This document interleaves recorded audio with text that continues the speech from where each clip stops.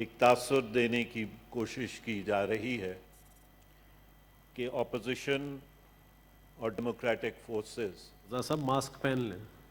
سر جی جی سر اس سے بات نہیں ہو پاتی کہ ڈیموکریٹک فورسز جو ہیں وہ 18ویں ترمیم پہ گفتگو کرنے سے گریز کر رہی ہیں. یہ بات درست نہیں ہے. گفتگو ہم اس لیے بھی کرنے کے لیے تیار ہیں کہ ہمارا موقف جو ہے وہ بڑا واضح اور اس کے ساتھ تاریخ وابستہ ہے، اور ہمیں اس بات کا فکر نہیں ہے کہ ہم اس بحث میں کسی بھی طریقے سے پیچھے رہ جائیں گے یا اپنے پوائنٹ آف ویو کو منوا نہیں سکیں گے. Because mister chairman history is on our side. لیکن آج جو یہ بات سامنے آئی ہے یہ بھی کوئی نئی بات نہیں ہے. یہ پاکستان کی اشرافیہ نے 1947 سے جس دن پاکستان کا مقصد جو قائد اعظم نے رکھا تھا کہ ایک ویلفیئر ڈیموکریٹک پارلیمنٹری اسٹیٹ ہوگی، پاکستان کا مقصد ان کی وفات کے ساتھ ساتھ تبدیل کر دیا گیا اور پاکستان کو ایک نیشنل سیکیورٹی اسٹیٹ یا گیرزن اسٹیٹ میں تبدیل کر دیا. اس دن سے لے کے آج دن تک پاکستان کی اشرافیہ کی جنگ یہی رہی ہے کہ تمام تر ملک کے وسائل کے اوپر اسلام آباد یا اس سے پہلے کراچی کا قبضہ برقرار رہے. جناب چیئرمین، اور اس دفعہ اشرافیہ کے ساتھ آئی ایم ایف بھی نتھی ہو گئی، کیونکہ آپ کو یاد ہوگا کہ جو فائنل پریس کانفرنس یا پریس سٹیٹمنٹ اکارڈ کے بعد کیا گیا، اور اس بات کو بھی ہم نے اس فلور پہ اٹھایا، اس میں یہ کہا گیا تھا کہ آئی ایم ایف اس بات پہ ناخوش ہے کہ صوبوں کو جو ڈسٹریبیوشن کی جا رہی ہے، لہذا بین الاقوامی مالیاتی سامراج اور پاکستان کی اشرافیہ دونوں مل کر پاکستان کے صوبوں کے وسائل کے اوپر قابض ہونا چاہتے ہیں. جناب چیئرمین، جو تاریخ بتائی گئی وہ تاریخ ایک حد تک درست تھی، لیکن اس تاریخ کے اندر جو باتیں چھوڑ دی گئیں یا جن باتوں کو ہدف کر دیا گیا، در حقیقت article 3A finds its root in those actions. یہ درست ہے کہ sales tax government of India act کے تحت 1935 کے تحت صوبوں کو دیا گیا تھا، لیکن کیا یہ بھی حقیقت نہیں ہے کہ 1948 کے اندر سیلز ٹیکس کو وفاق نے صوبوں سے جو ہے وہ واپس لے لیا تھا اور سیلز ٹیکس وفاق کے پاس آ گیا تھا؟ کیا جناب چیئرمین یہ حقیقت نہیں ہے؟ کیا جناب چیئرمین یہ حقیقت نہیں ہے کہ ایکسائز ڈیوٹی جوٹ کے اوپر جو دینی تھی اس وقت کے ایسٹ پاکستان کو، وہ وفاق نے دینے سے انکار کر دیا، اور those were one of the seeds, Mr. Chairman, that led to the separation and breakup of this country. اور اس وقت ایسٹ پاکستان کے لوگ کیا کہتے تھے کہ جھوٹ کے دیے ہوئے پیسوں کے اوپر اسلام آباد کی سڑکیں سونے سے بنائی گئی ہیں. جناب چیئرمین، یہ بھی ہماری تاریخ کا حصہ ہے. پھر کوٹ کیا گیا جناب چیئرمین ڈاکٹر مبشر حسن کو. We honor and cherish the memory of Dr. Mubashir Hassan. He was one of the greatest ideologues that this country has ever produced.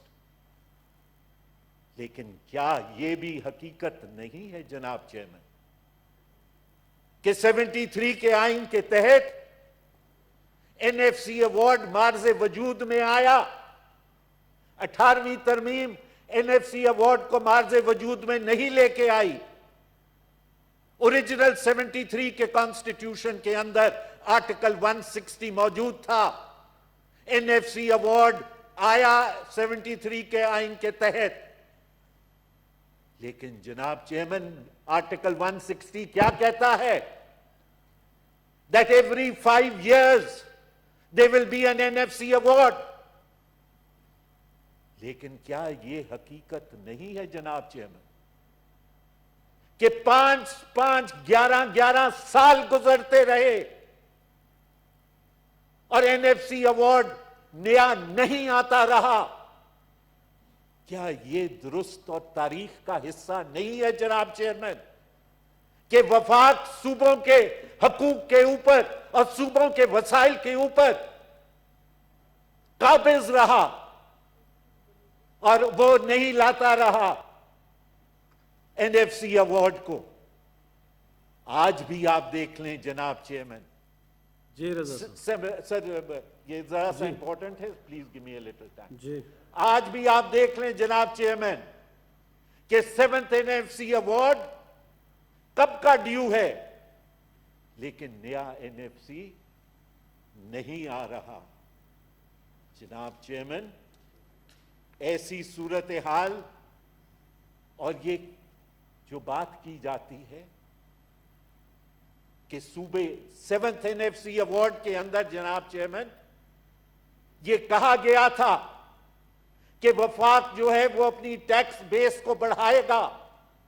ये कहा गया था कि 10% पे लाके खड़ा किया जाएगा टैक्स टू जीडीपी को, लेकिन वो वहीं का वहीं खड़ा हुआ है। तो गलती किसके ऊपर आके बैठी? वफाकी हुकूमत और एफडीआर के ऊपर आके बैठी कि ना वो अपने टैक्स बेस को बढ़ा सकते हैं, ना उनको कलेक्शन करने की तरीकाकार है।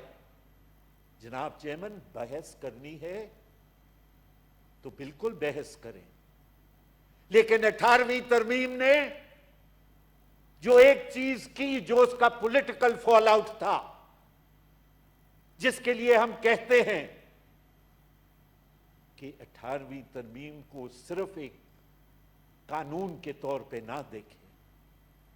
18वीं तरमीम ने जनाब चेयरमैन मुल्क के अंदर जो एक्सट्रीम नेशनलिस्ट फोर्सेस थी, जो पाकिस्तान के आइन के मावरा बात कर रही थी, जिन्होंने पहाड़ों के ऊपर पनाह ले ली थी आर्म्ड स्ट्रगल की, ये नेशनलिस्ट जो यहां पे बैठे हैं, ये आए मुज़ाकरात के मेज के ऊपर और ये बैठे और इन्होंने 18वीं तरमीम में अपने हकूक एक हद तक लिए और इन्होंने उस आर्गुमेंट को खत्म किया जो एक्सट्रीम नेशनलिस्ट फोर्सेस का था। अगर आज आप दोबारा ये बात खोलना चाहते हैं तो then be warned mister chairman, let Pakistan's ruling elite be warned that the fault lines will reopen, and when the fault lines reopen, this federation is now not in a position, Mr. Chairman, to pay that price. Mr. Chairman, मैं यहां पे ये बात आपके सामने रखना चाहता हूं। जी रजा साहब, बाकी साथी भी बात करना चाहते हैं, हालांकि इमोशन है, इस पे बात करने की जरूरत तो थी नहीं। जी मैं अभी खत्म कर चुका होता अगर आप मुझे 2 मिनट और दे दें। जनाब चेयरमैन, बात की गई कोरोना की और लोटस की और कहा गया कि जी उसकी वजह से बहुत सी चीजें सामने आई हैं। जनाब chairman, the fault is not in the constitution and the fault is not in the 18th amendment. अगर आप आइन के तहत दिए हुए शरीर रहमान साहब, जी प्लीज हैव द फ्लोर।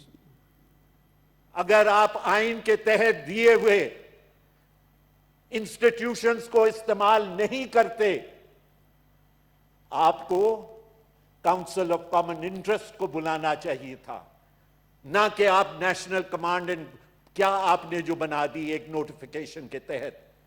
अगर आप सीसीआई को इस्तेमाल करते तो आप तमाम सूबों के साथ आपकी कोऑर्डिनेशन जारी रहती, लेकिन आपने असद उमर के साथ मेज के ऊपर किसी और को बिठाना था, लिहाजा आपने रास्ता आइन का छोड़ के दूसरा रास्ता आपने उठा लिया। जनाब चेयरमैन, बात की गई फाइनेंसेस की, तो फाइनेंसेस में भी मैं ये अर्ज करूं जनाब chairman, that finances follow functions, और 3A इसलिए इंट्रोड्यूस किया गया कि 16 मिनिस्ट्रीज, 17 मिनिस्ट्रीज को जो है वो सूबों को भेज दिया गया था, कंकरेंट लिस्ट को खत्म कर दिया गया था, सूबों के फंक्शंस बढ़ गए थे, वफाक का फंक्शन कम हो गया था। लेकिन वफाक का फंक्शन कम नहीं हुआ, वफाक का फंक्शन उसी तरह बढ़ता चला गया। मुख्तलिफ नामों से मिनिस्ट्रीज को दोबारा रिक्रिएट कर दिया गया, कर्जे बगैर पार्लियामान की नॉलेज के किन किन एग्जॉर्बिटेंट रेट्स पे लिए गए वो पार्लियामान को नहीं पता। और आज कहा जाता है कि कर्जों को देने के लिए पैसे नहीं है, वफाक दे। आखिर में मैं सिर्फ एक बात कहता हूं जी कि अगर आप ये बात करते हैं